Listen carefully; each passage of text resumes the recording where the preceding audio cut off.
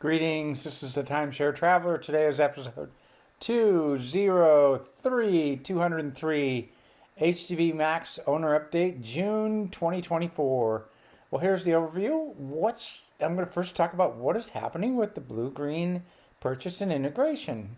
And then I want to talk about a program they brought up with me, which I thought was kind of interesting, buying points and then with a matching import from other timeshares. So I happen to own other timeshares. They have a program where if you buy points, sort of the collection points, you get to import that. Talk about that.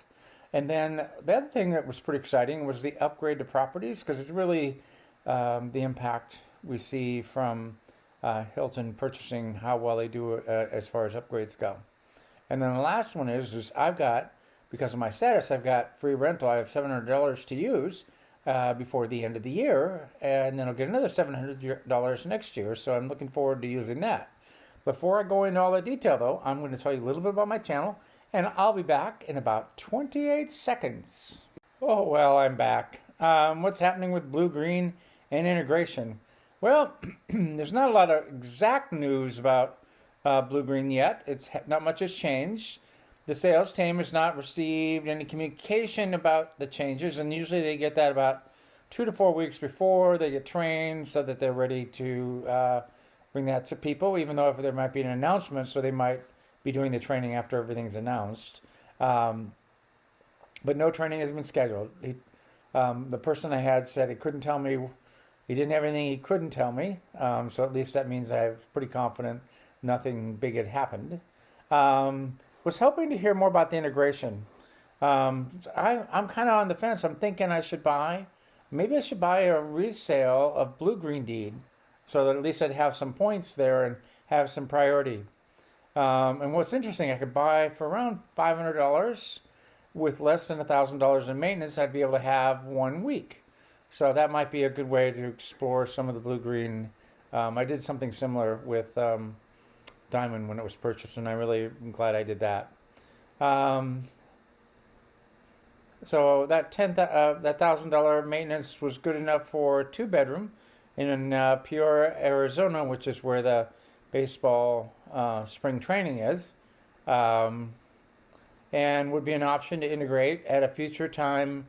Would there be status with this, even though it's a resale? So that's something I had to figure out.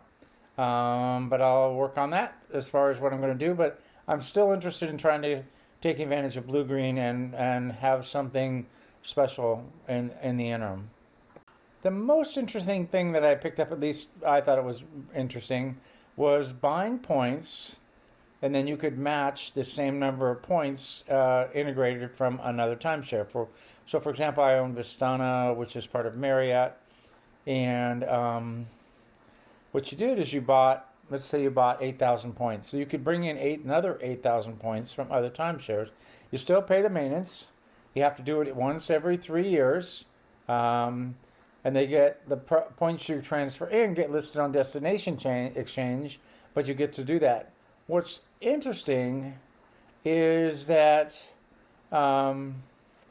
transferred points counts towards status. So I'm sitting at about 61,000. In theory, if I did, I'm not going to do this, but if I bought 20,000 points, it'd be effectively putting me at Centum, because I'd get to count the 20,000 I brought in at once every. And again, you have to bring it in once out of every 3 years. Otherwise, you can just keep them in the other program, but you still get the status.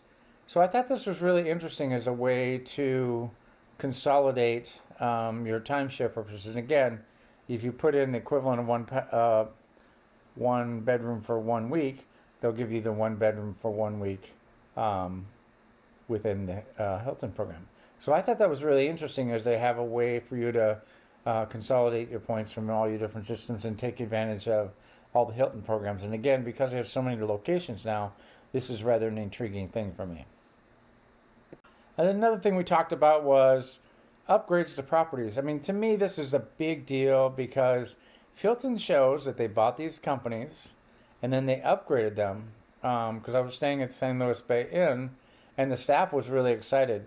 I mean, the rooms they're beautiful. I mean, beautiful in the sense that they've got ocean view right on the water. It's just amazing. but it's all dated. It's like it feels like I'm in the '80s as far as the wood and some of the stuff, and the furniture's just not up to the Hilton quality. To me, that's the if you have a beautiful building in a beautiful location, that's the hard part. Putting furniture and the metal, stainless steel appliances and stuff like that, and putting in solid countertops and various other things like that. To me, it's expensive when you put it in all the rooms, but it totally changes the way the hotel or the timeshare looks. So the staff at San Luis Bay Inn, they're excited about the upgrades and the fact that the rooms are going to look really upscale. Poipu has started. They had pulled one building off. The Palm Canyon, which is in Palm Springs, has started. And I think this will differentiate Hilton from other timeshares because they're taking the strategy that we're buying locations and we're going to upgrade them to the quality of the Hilton timeshares. And if they prove that they can do that, I think will make them provide them significant growth above other timeshare companies. So anyway, I was pretty excited about the discussion around that. Okay, depending on your status, I have $700 of rentals. It's really $700 of less than 30 days out I can book. So I have to do that before the end of the year, and I'm pretty excited about that because basically it's $700 of free stay. It's like having a $700 maintenance. So Premier Plus gets me $700 to use free stay within 30 days. Expires at the end of the year, and I get to do it again. It works. I have both Diamond and Hilton Grand Vacation, so I can go log in to either one and use it. So I can my options are all the locations effectively because I have access to both. On the Diamond, I have access to all of the Diamond locations. And again, this was in the last 30 days. And I can also do it on Hilton Grand Vacation side. I'm going to put a demo right after this on how to book it. I'm looking to use Lake Tahoe in the fall, or maybe Palm Springs or Las Vegas. So those are the things I'm going to do. I'm going to show you a little demo here in just a minute. And then hope you enjoyed this video. And don't forget to give it a thumbs up. And don't forget to subscribe if you haven't already. This is California. Then you scroll down here, as I'm going to show you how you book using your credits. And you scroll down here. It has to be within the 30-day window. And you can see down here that open season here, and we're going to look at the studio. So I want to go over here and I want to book for 2 days.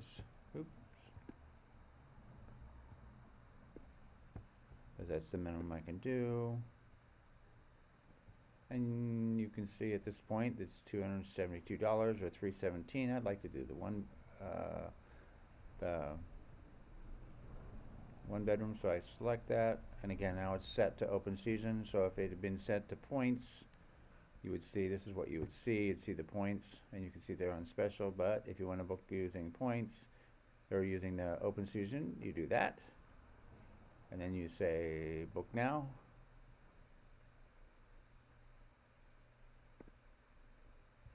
Okay, so you're now in open season, and this property is not part of the Hilton. You go check all those things normally, but here's all the thing I want to show you. For payment, you can see you can pay $362, and you can use a credit card if you want to do that. Or you see right here that I have a $700 credit, and that's because I'm a Premier Plus member. So I can put in here $362.96. And at that point I could click book your reservation, and that's how I would do it. I'm not going to book it right now, but that's an example of exactly how you can do that right now.